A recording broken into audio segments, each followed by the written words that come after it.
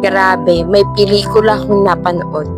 Ondine 2009. Sa simula pa lang ng pelikulang ito, mapapaisip ka na eh. Isang fisherman na si Syracuse ang nakakita ng misteryosang babae sa dagat at dito sa part na to, sobra kang magtataka. Serena ba siya o may mas malalim na dahilan kung bakit siya dumating sa buhay niya? Habang nagkakakilala sila, unti-unti mong nakikita ang kwento ni Ondine. May nakaraan siya na puno ng lungkot at mga lihim na tahimik niyang tinatago. Ang galing ng pelikulang ito eh. Hindi mo kailangan ng maraming eksena para ramdam ang koneksyon nila. Ramdam mo ang hope, curiosity at konting magic sa bawat sandaling pagsasama nilang dalawa.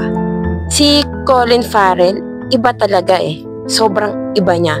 Ramdam mo yung bawat emotion niya, lalo na yung moments na halatang nahuhulog na siya kay Ondine. May mga linya siya na poetic at madaling tandaan. At sa bawat tingin niya, ramdam mo yung bigat at lambing ng, alam mo yun, yung connection at relasyon nilang dalawa.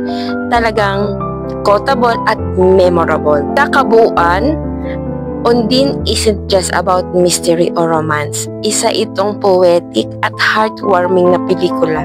Magaan panoorin, pero ramdam mo ang bawat eksena.